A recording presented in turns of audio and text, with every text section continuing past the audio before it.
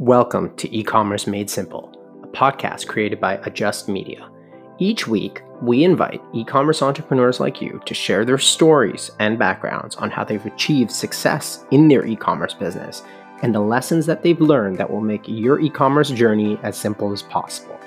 I'm your host, Uri Weinberger. In this episode, you'll learn how you can establish an unsurmountable, effective barrier to entry through operational efficiencies, why creating a seductive unboxing experience is crucial in establishing positive brand affinity, and how Tonic Blooms found creative solutions to sourcing products while bootstrapping their business. Joining us today, we have Raphi Aronowitz, co-founder of Tonic Blooms. Tonic Blooms is Ontario's most trusted and only on-demand flower delivery service, with the goal of reimagining the flower delivery experience with a focus on quality, reliability, and ease.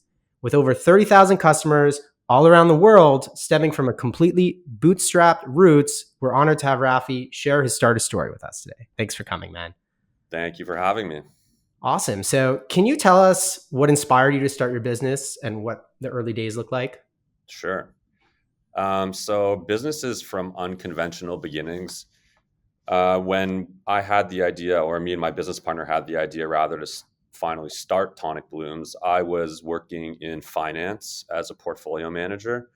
My business partner, Mike, who was also a childhood best friend, went to high school together, grew up together. He was working in the hospitality industry. And it was, I think it was about 7 years ago, and like startup mania was like all the rage, and hearing about, I forget what the company was called, but like, I think it was called like Yo or something, company sends text message, Yo, that's all it does, raise $1 million. And like, you're just, That app back in 2014 or so, 2013. yeah. I mean, you couldn't escape these like crazy stories. So anyways, we've always been entrepreneurial in spirit. So we're just really like kicking the tires as to like, how can we, create a business together that makes, that sort of makes a difference and, has longevity and just makes sense. So that's sort of like framing the context of, our state of mind. But kind of the aha moment was a personal experience I had sending flowers.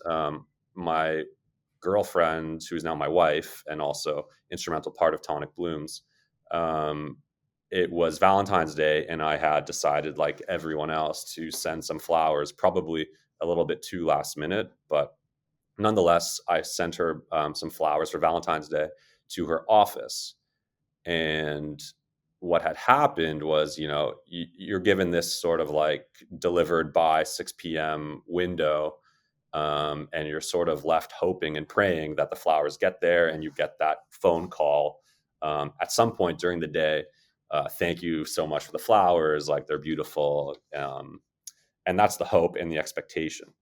6 p.m. rolls around, no phone call. They were sent to an office. So I know that, Corey is not going to be at her office at 6 p.m. She's done by 5:30 or whatever. So I'm realizing there's a problem.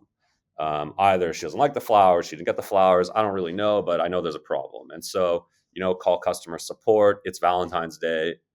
I'm on hold for hours, I just give up at the end. And then I just have to bite the bullet and sort of reach out and be like, so did you get the flowers? And so, make a long story short, she did not get the flowers, and it was just like a total failure of an experience. And it seemed like something that was pretty simple, straightforward. Like, Uber Eats was just getting off the ground, and like delivery was not something that seemed to be like such a insurmountable challenge. So that's when I realized, like, this is an industry that is in desperate need of improvement. Nobody was really doing it in Toronto specifically.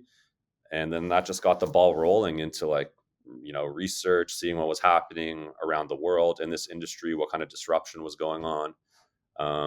And, slowly but surely, as we like kicked the tires and, spoke to suppliers and just did like the sort of the groundwork research, figuring out how the industry worked and everything, we realized there just hasn't really been any new blood or like a new perspective looking at this business, because it's very much like a generational business.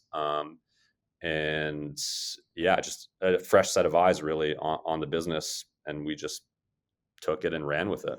So it sounds like the legacy businesses that were around just throughout, I guess 1-800 Got Flowers probably comes to everyone's mind. Wasn't, there were problems involved with high demand. How do you differ? How does Tonic Blooms differentiate their product offering from one of those more traditional legacy brands and the experience? So I guess it's important to make a little bit of a distinction as far as business models. So probably like one of the first e-commerce businesses was flower delivery. If I think back to it, you have like FTD, 1-800-Flowers, and what those businesses are really order aggregators. So they aggregate orders from whoever across the world, and they built out a network of local retail flower shops, of which those orders are then dispatched to those flower shops. So, customer XYZ goes online. Let's say they're living in New York and they have relatives in Toronto. They go to FTD. They look through FTD's product selection. They pick a bouquet that they like. Then that order gets sent to a local florist, which is as close as possible to the end destination of that bouquet. Um, there's a whole host of problems with that business model, mainly that who owns the customer, like who is ultimately responsible for the experience of the customer. Is it FTD or is it the florist? At the end of the day, it ends up sort of being nobody. You get kind of this like finger pointing. It's FTD's problem or the florist problem. So we realized quickly that in order to differentiate from that was like the predominant flower delivery experience. People would go online, search flower delivery, and these companies were very good in SEO and paid search. So people were finding these companies. And so anyways, we realized for us to differentiate, we had to really like own the customer so we could control the experience, because the experience is, the website, the curation of the products, the hand holding through the delivery, and then the post delivery care for the products. And, flowers are inherently a difficult product to work with. They're perishable, they're delicate. They're sensitive to temperature. They need to be cared for. And so, um, you know, there's so many touch points with the customer that we felt like we needed to own the process from, sourcing the flowers all the way to like, what do I do with the flowers 2 weeks after they're dead? What's next? And I think that's really the main thing from a business model that differentiates us. And then, secondly, I think the curation and the branding is something that's very important too. Like flower delivery, when we started this business, like, I guess I would consider myself a millennial by age. I think I'm 37 or turning 37. My friends like really did not send flowers much. It was sort of something that like their parents did, or they sent to their grandparents occasionally. Um, but we've really tried to like, to spare the cliche, but like to like make sending flowers kind of cool again. Like, it's a really, I think, well branded product. We put a lot of branding power into the product. So now when people are sending flowers, they're really sending Tonic Blooms. Like what is inside the box? Um, it goes without saying the flowers have to be exceptional, but like people recognize our brand, and they know what it stands for now. And what do you do from a branding perspective in order to elevate yourself above just generic flowers, right? What does that experience look like? Yeah, I mean, it's a really good question. We didn't have a branding agency work with us. It was sort of I grew up like, I say grew up, but like, I was, you know I lived in a life before Instagram and during Instagram, and just seeing how businesses use that tool specifically to, show their branding voice and just sort of transmit some emotion into the company. I thought that was like a very powerful tool. So like I can't say that we had like some sort of, you know, we did get pitched by some branding companies with the branding book, and like seeing all these, which I thought was like kind of like very fluffy type of approach to the brand. It's sort of like nothing was particularly like speaking to me, and we just basically said like, this is the company we want it to be a reflection of ourselves, sort of just a fun loving, happy go lucky, lots of puns in all of our posts, and it's just like a lighthearted, delightful, we say like impress and delight, so like just being generally delightful and joyful, I think is what sending flowers is all about. We say we're bringing the joy back to sending flowers. Like, sending flowers was such a painful experience for so many people, but the product itself is like so joyful. So So do you try and bake this into the entire process? Like you mentioned that you want it to be joyful, you want it to be easy. So how did you take a look at each one of the processes from well, not from sourcing, but from curation and the order processing to the same day delivery, like how and the unboxing experience, what type of joyfulness or delightfulness did you intend to put in? How does that come across in the product? yeah, so very good question. And there's definitely been an evolution. When we first started, we thought the most painful part of flower delivery was, I keep saying flower delivery, like, it was very much a delivery solution. For me personally, the main pain point was having to wait, and not know like, where are my flowers, no one to talk to, like, sort of I give you the order and I just like I said, I pray that they get there within the time period, because people are like on the move. So our main focus was to offer this 2-hour delivery window, and we felt that, you know that if you were sending flowers to someone, there was a 95% chance you could sort of pinpoint where that person would be within a 2-hour window in a given day. We thought that was like really the most important part about the whole experience, and so that's what we went with bicycle delivery in downtown Toronto, and people were like instantly amazed by how we could sort of pull this off. I think people are still going to be amazed with how you pull that off. 2-hour Yeah, delivery. yeah. So when like that's how it all, that like I said, that's how it started. That's what we thought was the most painful thing. The other thing was, when we started, we only offered 3 bouquets, and we tried to sort of tick the boxes of price points. So 3 price points and 3 kind of styles and color palettes. So very limited selection. And I don't say limited in a bad way. Like, people talk about the paradox of choice. If you go on, if you went on one of the FTD websites prior to, I think they went bankrupt and now they've been acquired by private equity companies. So their branding is actually funny enough. Like, my dad will say, like, "Did you see the FTD Instagram ads? Like, I think they're using your bouquets." I'm like, "No, they're not." But like, everything is sort of gravitating towards that style. But anyways, yeah, like, people, the funny thing about flower delivery is, more often than not, people are sending to someone else. So your personal preferences of like, oh, I love roses, I love pink flowers, I love ranunculus, become somewhat secondary to, I just need to make sure that this gift, which I'm sending to my friend for their birthday, it arrives when it needs to get there, and it needs to look like perfect.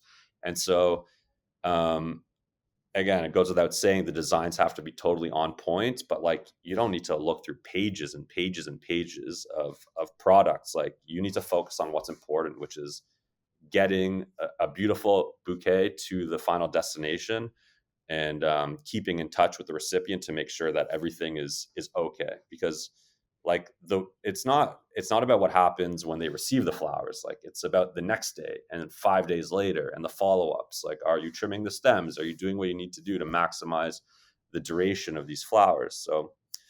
So as far as your to go back to your earliest question, how are we like embedding this like joyfulness into the product? It's from the product itself, it's little things. We denim wrap the bouquets. Our Farm Boy product is a denim wrap product, which was like, just a stylistic innovation that we did, which people just love. It's just a little bit of an elevation to a product where, frankly, I mean, you can get flowers pretty much anywhere. You can go to the corner store, you can go to the grocery store, you can go to your local florist.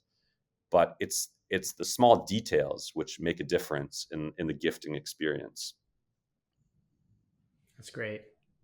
And when people are purchasing it, like, do they always have a 2 hour delivery window? And how do you logistically cover volume like that? Yeah. How do you get your drivers? Like, are you using, third party services, or do you have your own bicyclists? Yeah, it's a good question, and it leads me to like another interesting point in that, like I said that when we started, I thought 2 hour delivery was like the most important thing. Um, Obviously, we can't deliver within 2 hours to like Hamilton from downtown Toronto by bicycle in any like meaningful quantity. But what we were noticing is, you know, as we started the company and we were starting to gain traction, there were people in Hamilton and Oshawa and Mississauga being like, I realize you can't deliver within 2 hours, but like, I just want the flowers at this point. So, can you get me your tonic blooms in Mississauga? Can you make an exception and deliver here? And we were just getting so much like demand from outside our delivery zone that I wouldn't call it like a pivot or a compromise, but we had to change the service offering to allow and accommodate for these customers who just wanted the flowers. So over time, what I thought was like by far the most important thing turned out to be still a nice feature, but it definitely wasn't the be all end all of the entire flower delivery experience. Every part mattered in the end. But do you still offer it at this point in time? Yes, we still offer it in the downtown area, and the whole bicycle courier thing is amazing for a few reasons. Like driving downtown Toronto is hellish, and like parking downtown Toronto is impossible.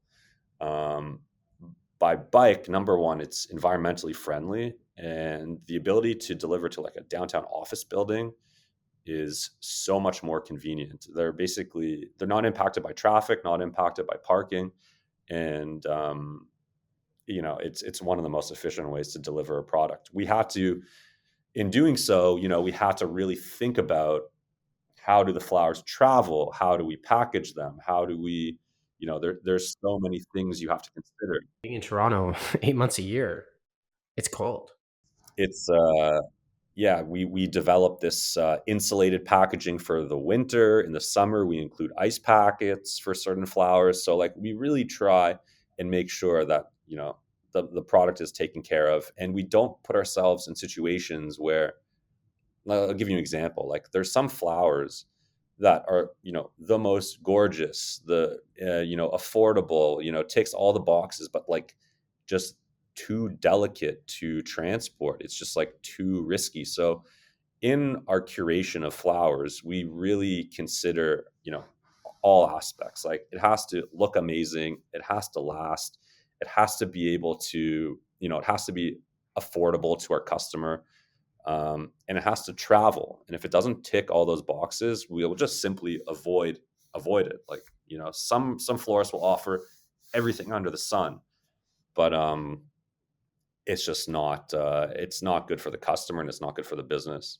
So, like, you mentioned that you have your own, I guess, proprietary box in order to help transport flowers. So everyone who's doing the bicycle, like the cyclists, like delivery men, delivery women, delivery people, they're in house, right? Yeah, we have a mix. It depends because we have like we have surges in demand, so we in-house as much as we can, and we've partnered with some courier companies as well as needed, and we do have our own private fleet of delivery people in addition to that. So we've built out the technology to make it as seamless as possible, where the order routing is done as as automatic as we can. um, we've had to invest a lot in the technology to be able to meet these like really tight deadlines, because for a 2 hour delivery window, we will accept the order up to 30 minutes before the window. So for instance, if it's a 2 to 4 delivery, we'll take that order up to 1:30. um, no one else is doing that. People have tried to do it, but no one else is doing that in Toronto for sure. that creates such a barrier to entry and unique selling prop for you, though. Yeah. You're not just like a typical e-commerce or flower company. You're a logistic company. Very much so. I mean, the logistics is probably where me personally spend most of my time. And like you said, yeah, it is very different from a traditional e-commerce business because like it's a perishable product. And it's a seasonal product. So the SKUs are constantly changing, the designs are constantly changing. And we have amazing relationships with local farmers and growers who will come to us and say, hey, like, we've had a real bumper crop of this flower. Can you get these out to your customers? Like, I'm cutting them this morning. And often is the case, we can even get some volume discount from them, which we're happily passing on to our customers. So we'll get the flowers, on a Monday, take the picture. I do all the photography in my kitchen on my iPhone. Take the pictures Monday morning, have the pictures up, Monday afternoon, flowers out the door Monday evening to customers in our like evening delivery times. I'm getting stressed just listening to you. I'm getting stressed. The amount of pressure you put on yourself to deliver in such a tight time frame, it's impressive. Yeah, when you put it that way, I guess maybe we do put a lot of pressure on it. Like from curation, right? Like being seasonal, I can imagine that it's, especially in flowers, very difficult, right? Like to have consistent flow of incoming flowers throughout the year, of a particular type of flower. Yeah, so we've learned so much like over the years. Especially the trickiest thing is when it comes to a Valentine's Day or Mother's Day, where you have to reveal your catalog well in advance. Like, you start pre-selling for Mother's Day, Valentine's Day a month in advance. And so now we're selling for Mother's Day. Mother's Day we launched a couple weeks ago. Mother's Day is now in 2 weeks from now, or 3 weeks from now, roughly. And so, in the past, for instance, we offered a tulip bouquet years ago, and then we sold out of the bouquet like well in advance of Mother's Day. And then, when it's time to get the flowers from the grower, sorry, there was a mistake. Like, we thought we had planted this color. It turns out it's a different shade of purple. Like, you ordered pink, like they're purple. And the customers already bought this product. And so, anyways, we found ourselves in all these situations where, you're sort of left scrambling, trying to find supply, or, reach out to all your customers. And at the end of the day, like, we always do right by the customer. Like, we would never send anything that is not what the customer ordered. That's like one of our tenets of the whole company. What you see is what we send. And that's like what we live by. And you'd be shocked at how like this FTD business model does not abide by that. It's all heavily disclaimered. Like, the florist will send something in its likeness. If this is not available, they will substitute. And so anyways, I don't even remember the original question, but putting pressure on ourselves. Yeah. So we've through just experience and understanding the business, we've learned to make like smart choices and what I mean by that is, the flowers will be beautiful. The customers will love the flowers. And operationally, we're not going to put ourselves in a position where we think, we're going to be scrambling last minute. Got it. And I mean, the whole operational side of things sounds very impressive. Like, you've locked it down. I know that, that things always come up, but it's crazy. And it provides you with such, like I mentioned, like such a competitive advantage. I guess it's possible to do, right, in order to be like a copycat. But at the same time, like who wants to put that pressure on themselves, right? So like when comparing like I'm in Toronto and comparing flower delivery options when I'm Googling it, like I'm gonna go for the one that's quickest as well, right? Like quickest, easiest, like best branding. Sounds like you really, you hit the nail on the head with all those qualifications. So when, like, just to circle back on things, like jump out of the operational perspective, you started out with your business partner, 3 core products, 2-hour delivery window. Then you said you started getting people out of the GTA, the Greater Toronto Area, that were like, hey, we just want flowers. Like, is that when you, like, how far into your journey and into the process was it that you identified that you needed to expand out? How quickly did it? How quickly did you take off? How quickly did you expand? Are you still seeing consistent year over year growth? Not to get into revenue specific numbers, but just as a general note, like, can you walk us through what the first year, 2, 3, 4 look like? Yeah. I'll take you on the journey of Tonic Blooms, because it's really been quite a roller coaster of a journey. So when we started the business, first of all, like, what do these two guys know about flowers? Like, absolutely nothing. So first, we like just pounded the pavement. We got out into the area of Ontario where, like, basically the entire flower industry is concentrated. There's an entity, I guess you would call it, a cooperative called Ontario Flower Growers. It's a cooperative of all the flower growers in Ontario, and they have a facility where they have like an old school Dutch auction, which is like a Dutch flower auction. And I'll spare the details, but anyways, that's how like flowers have been purchased for, I don't know, I would say centuries. That's probably not true, but anyways, that's how flowers are purchased worldwide, by this Dutch auction. We talked to all the wholesalers that are supported by this auction, and we just started to get to know the industry, the ins and outs, like how it works, and all of that. We had no customers at that point. We just had an idea. And we didn't know if this was going to work at all. So what we did was we literally just put up a website. Like, I couldn't even remember what it said, but it was something to the effect of like, hey, like, we're Tonic Blooms, Toronto's on-demand flower delivery service. If you need flowers, text this number.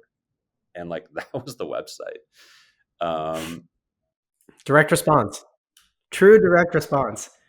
When we decided, I don't even think we had like I think we were accepting payment by e-transfer. Like, we didn't even have like an e-commerce like portal.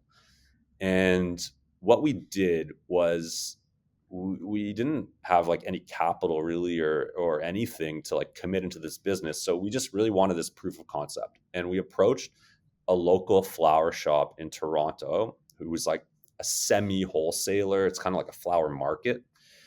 So the pricing was it was not quite retail, not quite wholesale. It's kind of in the middle. And we approached them and we said, hey, we've got this idea. We basically said, we want to help you sell your flowers. What we need from you is just a little bit of space. We'll just like basically rent a desk from you. We'll pay you rent for the desk. So you'll get some revenue there, and we will do all of our flower buying through you. And we will become your next biggest customer. And it was sort of like a win-win. Like, we got space, we got access to product, and they got revenue, and hopefully a meaningful customer for them. And that's how we started. So we didn't have to get a space. It's like kind of that asset light business model where we didn't really outlay any capital. It's like, if an order came in, we would fulfill it, and off we go. If 10 orders came in, we would fulfill it, and off we go. So that's how we started. I was still at my finance job at the time, and my business partner was like the operator. So he was literally delivering in a very limited range himself by bike, his own bike. And I remember the first order we got, we couldn't believe it. I don't even remember I remember now. We basically approached local coffee shops and just offered to put our flowers on their thing, a little sign, like really traditional, like neighborhood marketing. Guerrilla marketing. Yeah. And the orders kind of just like trickled in. And then my wife, she was working in PR at the time.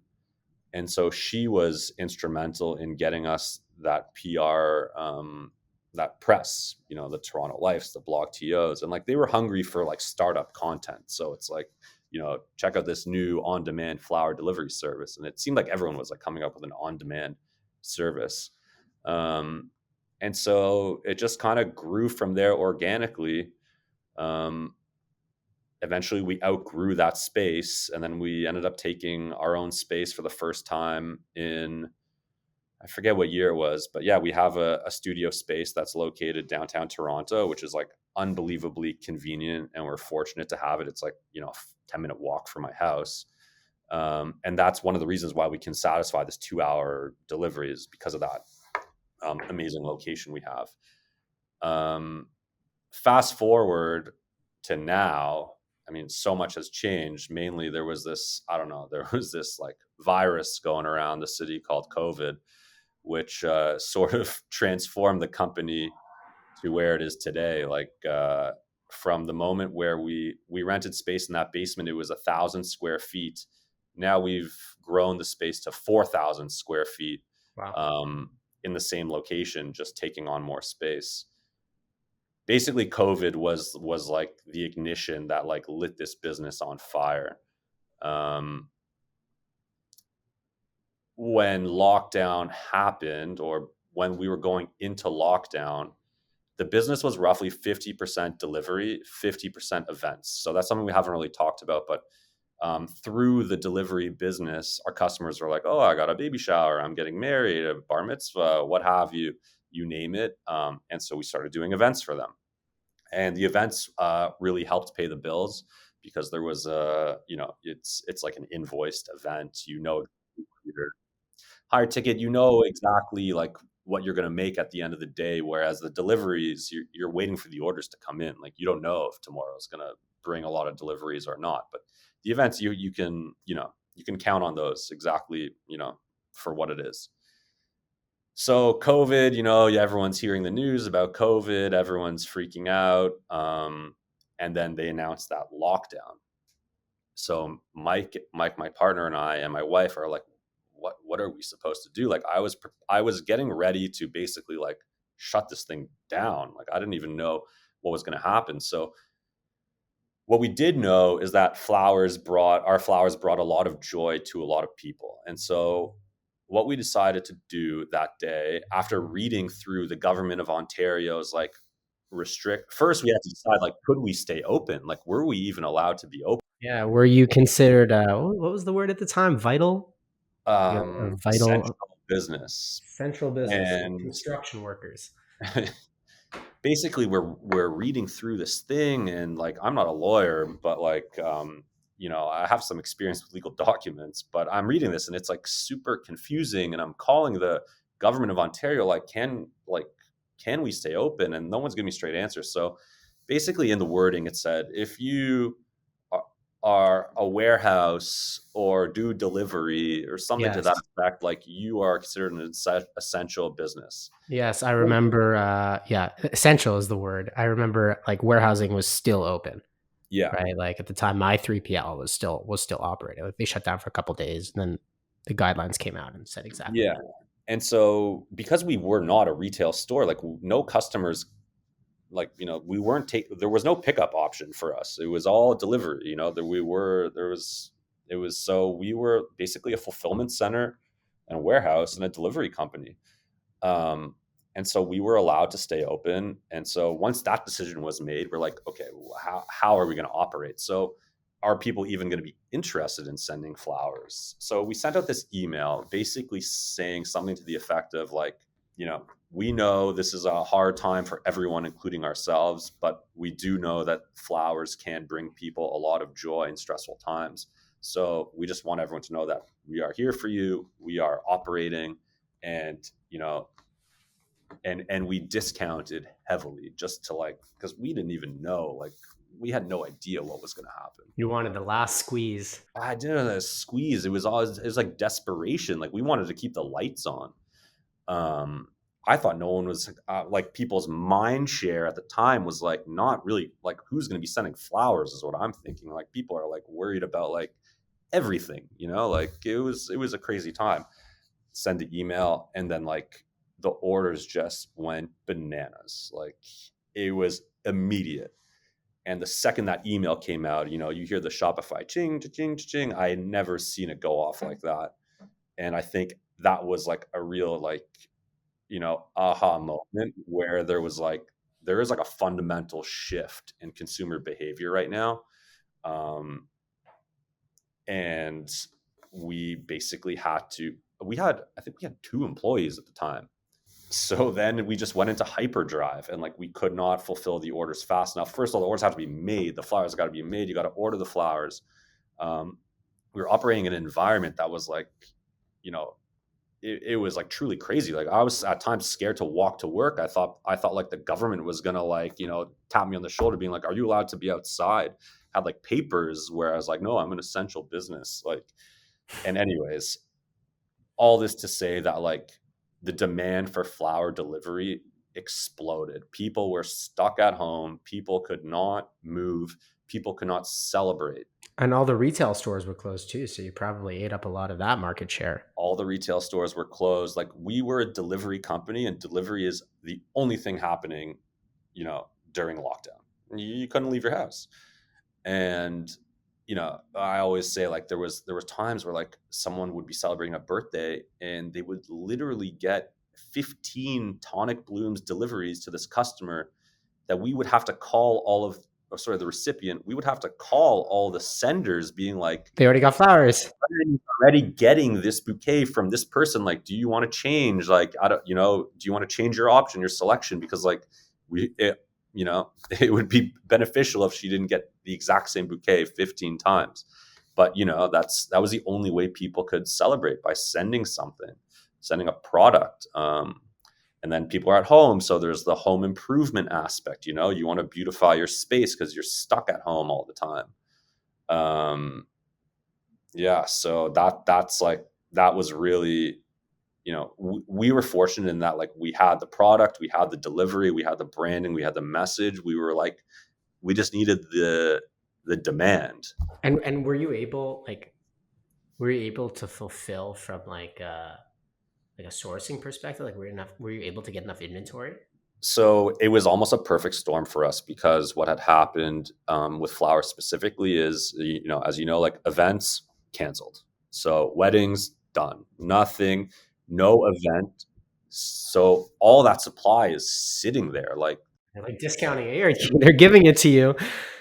so how am I going to get rid of these flowers? These things are like, so there was a natural like counterbalance to that. So the supply, there were definitely challenges. Like, a lot of flowers are flown on commercial airplanes from wherever, South America, Netherlands. So, like there were certainly challenges, but like we're fortunate to be in Ontario, where there is like an amazing grower community of flowers. And, you know, like I said, the supply was found because of it just worked out really well for flowers specifically. So that helped catapult, your customer base, your operations, help you grow, got a bigger space, right? For sure. Yeah. I mean, it was really just a perfect storm. People are at home, people are on their phones. They got nothing to do. They're not working. The timeshare on the phone was huge. So from a marketing perspective, paid ads, Google search, the interest in anything delivery just skyrocketed. So the use cases for flowers skyrocketed. The amount of time people just like on their phones buying things skyrocketed. And we had to basically just meet the demand as best as we could. And so that meant we needed more space. We needed to hire people. And that was really, as far as like scaling the operation, it's like a physical operation. So, it's physical space and physical people is what we needed. Hiring during COVID is certainly challenging. Managing, a team of people who, I personally was like, I had my moments. Like I was definitely scared at times, concerned from a health perspective, just a mental health, physical health. You have this virus going around. No one really knew what was going on. No one was vaccinated yet. It was, coming up with policies, spacing everyone, making sure everyone is good, taking care of the staff. It was a lot to like figure out in a short period of time. And there was no manual to like, this is uncharted territory. Like I didn't have no one had any experience in this. Like it's never been seen before. So with all your time being taken up on like the operational side for the most part, right? Like expanding out, finding staffs, getting some, getting supply, inventory, deliveries, post purchase. Like, what did the marketing look like? I presume that during COVID, there was a lot of natural gravitation towards flower deliveries.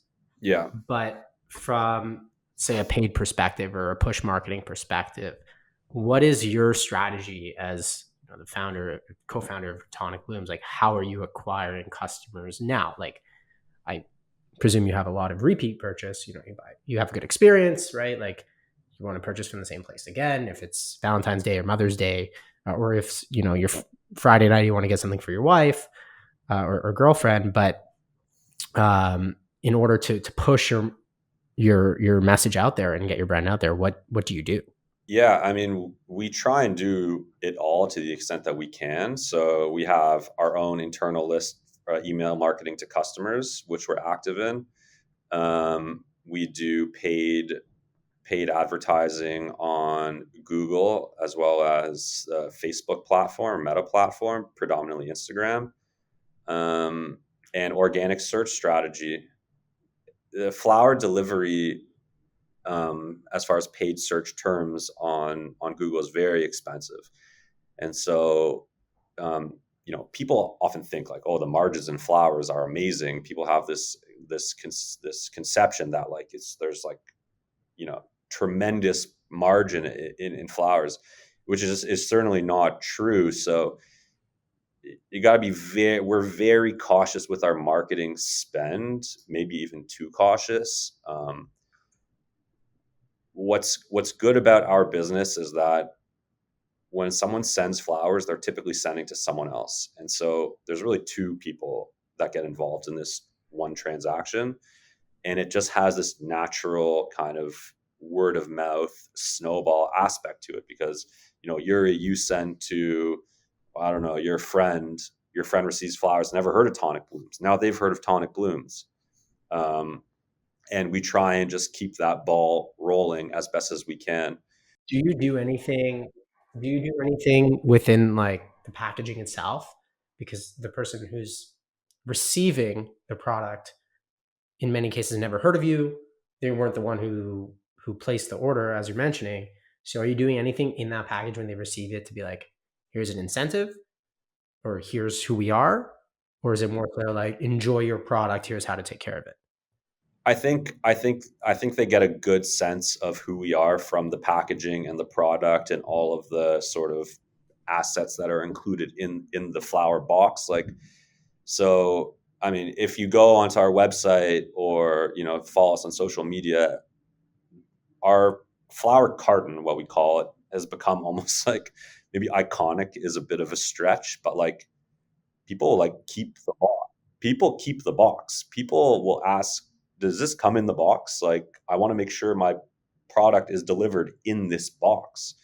Receiving the box is like, you know, you know, luxury brands, they'll have that color, like Tiffany's box, the turquoise, Hermes, it's that recognizable orange box. Like, I want that Tonic Blooms purple to be like, that's, you already know. It's like unboxing a new iPhone, getting that peel. Yeah. So and it's like a really like seductive experience. You open the flap, you don't know what's going to be inside there. And then you have this reveal of these like bright, beautiful flowers in this like crisp white box. And the white was like a decision that my business partner and I went back and forth. And like, I had designed this box. First of all, the box I designed by hand. I literally made it out of construction paper sample, created it, prototyped it, and like got it produced, which was like an interesting experience in of itself. I've never done anything like that. But You sound like the Johnny Eves of flowers. He's yeah, I think the product designer of Apple. that'd be something. But anyways, like, we decided to go with a very like clean white box. Like, our branding color is this loud purple kind of magenta color, and we opted to just like have it very understated on the box and see that pop of flowers when you open the box. It's like, wow, like this is amazing. And then there's like a rip open flap, so you don't have to like fidget with it once you get it. And we were worried about like, how does someone take the flowers out of the box? Like there's so many opportunities where someone could, we could have done everything right, but the recipient could, maybe damage something if we don't put them in a position to be like extracted correctly. So as far as the experience and the marketing side of it, yeah, we've certainly included certain incentives within the box, certain promotions, follow us on Instagram, all that kind of stuff. But yeah, I think the unboxing experience is such a special one for this product that people are just so engaged with the brand the moment that they get that box, and the second they see the box, they don't even know what's inside of it, but it's an exciting thing. I mean, it's smart. I mean, like if you, that's when you get that hit of dopamine is when you're opening a product that, a Yeah. surprise essentially in many cases. And if you're optimizing that experience as much as possible and giving people that association of your brand and be like, wow, like this is great, and they've never heard of you, it's a huge win. So on that note, as people are receiving products, right? I go to the tonicblooms.com website. I want to buy for my mother. My mother's never heard of Tonic Blooms. It shows up at her door. You mentioned that you get two people, one transaction. You get the purchaser and then the receiver. Throughout that process, are you asking the purchaser to also provide you with like receiver's information, like on your website? So like here's the phone number in case they can't be reached, or here's the email of the receiver. Like who gets, how are you sending out the follow-up information? Like here's how to take care of your roses or your ranunculus, or like what does that process look like? So I mean, me personally, when it comes, like, my personal opinion on e-commerce marketing is like, I'm I'm super careful about, like, the frequency and the cadence of marketing, just from my own personal experience. Like I don't love receiving tons of notifications. So we decided that, like, anytime we send anything, it needs to be of value. Like, people need, if someone is receiving something from Tonic Blooms by way of communication, there needs to be some value there, and we would hope that they would appreciate the communication. So as far as the recipient, who did not place the order and maybe has never heard of Tonic Blooms, the only thing we ask for is their phone number at the point of purchase, and we have like a tooltip there which states very clearly, we are only going to use this number to notify the customer about the delivery of the flowers to ensure that the delivery is smooth and successful. So we will not use the recipient's information ever for any marketing or anything like that. It's simply a heads up notification when the delivery is like nearby, and then post delivery follow up to ensure that they're caring for the flowers and give them the opportunity to engage with us in case there are any issues. One of the things that we're very proud of is we send a follow up text the next day after the delivery, asking customers, is anything wrong with the flowers, like any issues, and we uncover things in that exchange with the recipient, which help us turn that person who might actually be, hopefully not, but you do have times where the recipient is displeased for one reason or the other, often no fault of our own. Maybe they forgot to refill the water, or they didn't trim the stems, or there's just like a misunderstanding. A lot of people don't really know anything about flowers, so they say, why does why where like why are they still in bud form? Like, this doesn't look like. So so we use that as an opportunity to turn what could be like a festering frustration into a solution. And like I said, we always do right by the customer. We have this 100% happiness guarantee. Any problem whatsoever, like, we make it right. Like, we're not trying to stress anyone out about these flowers. And that's when like, if you read our Google reviews and some of the if I could share with you emails we get from satisfied customers, it's like that engagement on a personal level. And these are like our customer service pros that we have back at our studio, who are engaging with them and are making sure that they're taken care of. And a lot of that comes back to my business partner's experience in hospitality. Like, we treat these people like they're our guests, and we want to make sure that their experience with Tonic Blooms from start to absolute finish is, like a perfect one. That's a good way of looking at things, especially if you come from the hospitality industry, right? Like I just got back from Dominican last night, and every staff at the resort that I stayed at, you could tell they truly cared. So if you take that mentality of not just like, hey, okay, like we'll deal with your order because you bought from us, right? Like Yeah. status quo. Like if you really care, it's going to go a long way.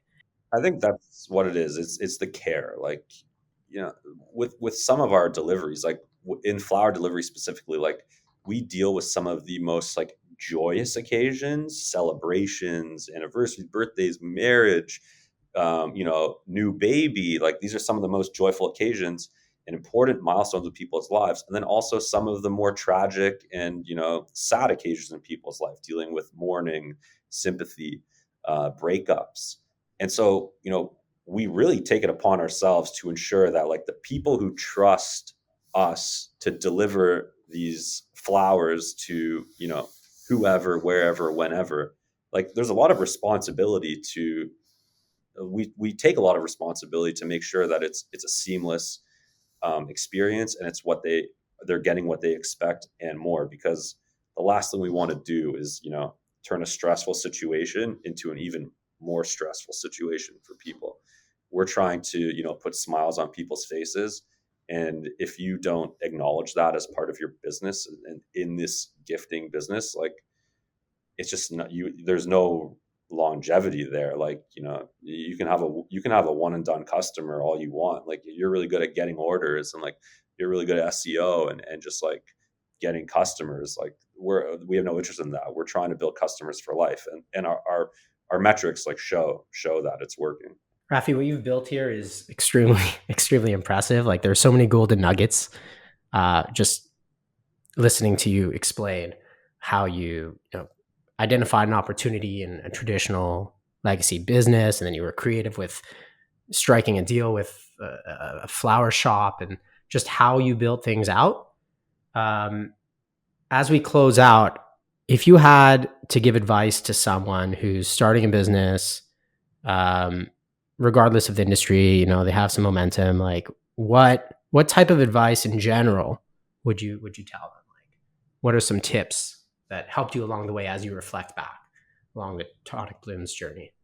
Yeah, I mean, I guess one of the questions we get all the time is like why this business, like how this business, like why flowers. And I think it's like very telling. And like as far as a tip, it's like start the hardest part about starting a business is like just that initial like jump, like just committing to starting anything. It's like could be flowers, it could be furniture, I don't know, it could be it could be anything. But like I think the biggest tip is like you really got to pour your heart and soul into it. And if you do right by your customers and you have a customer focus, um, I think you can succeed in basically any business, because people just I feel like customers these days, they just want to be, like I said, taken care of, and they want to know that the company is doing right by them. And so as long as you do right by your customer and you have a long view on that, I think you'll succeed. Like we had a customer one time. Basically what had happened was we had sent them flowers in a vase, and it turned out that the vase had like a manufacturing defect in it. So it was leaking a little bit, and they had put the vase on a table, and it leaked and it damaged the table. And so the customer reached out to us and was like, hey, and they were super friendly, polite, and just like, I just want to let you know, like this happened, that situation, your vase is broken and it's caused all this damage on my new table. And the table, I don't, it was hundreds of dollars, this table, it's like furniture costs a lot of money. It was a table. And we're thinking like, what are we gonna do? Like, we will always like refund orders, but like we have a customer now where like our product has like incurred all of this damage to their house. And this table, which they said was like important, new, and like if I was in that person's shoes, like I would be super annoyed and like frustrated, and like it's like, what are you gonna do? And we were like a small business to like even consider like swallowing or like offering to like repurchase this person's table was like a huge blow to our financials. It may seem crazy, but like we're really trying to like make this thing happen. And so we just decided to say like, we apologized, we acknowledged the mistake, we explained that like, this was not our intention. Obviously, we don't send out damaged products, but like things do get missed. This was something that like would have been impossible to catch because it's like a slow leak. But you tell us what you want us to do. We will ultimately do whatever you think is appropriate in this situation. And off the email went, and we realized we're comfortable with any outcome. It's like, it's your choice, and we will honor whatever choice you make. And the customer responded with this email being like, honestly, like I was not expecting that response. I was expecting you to like gaslight me and say how you must have spilled, or you were dripping water or whatever. And I'm just so amazed by that response and your willingness to just like make it right, that like it's fine, like I'll put a placemat over it, I'll hide the damage, and like we're all good, and like thank you so much for just like just being like an honest business, customer for life sort of thing. And so those moments where like you're thinking like, what do you do? Like, people are like, how do you wiggle out of this thing? Like, we're not trying to wiggle out of anything, we're trying to go above and beyond and make sure the customer is happy. And I know that customer probably told this story to like anyone who wanted to listen. And, how many customers did I get out of that like experience? And in the end, it even didn't even cost us anything. Like we didn't even, we would have replaced the table, but so it's just those decisions where you're like thinking about like, what do I do? What should I do here? And it's like, you just got to do the right thing ultimately. And you will be rewarded in the long run. Wow. That's an inspiring story. So Raphi, as we wrap up, can you tell our listeners here where they can find you, where they can find your product? Yeah. tonicblooms.com is the website. Definitely check it out. We deliver across the GTA, as north as East Gwillimbury. To the east, we go to Oshawa Ajax, and then on the west, Hamilton, and then we cover everything in between. Mother's Day is coming up. I don't know when this is going to air, probably after Mother's Day, but yeah, we've got you covered for any and all of your flower delivery needs, whatever they may be. Thanks so much for sharing your story today, Raphi. All right, thank you. This wraps up another episode of E-Commerce Made Simple. Each week, we find e-commerce entrepreneurs who are willing to share their successes, challenges, and stories so business owners like you can learn valuable lessons that will make your e-commerce journey as simple as possible. If you like what you heard today and would like to connect with either myself or the guest that we had on today's show, join our exclusive free Facebook community. Head on over to www.facebook.com/groups/e-commerce made simple, or simply hit the link in the show notes below. I'll catch you in the next episode.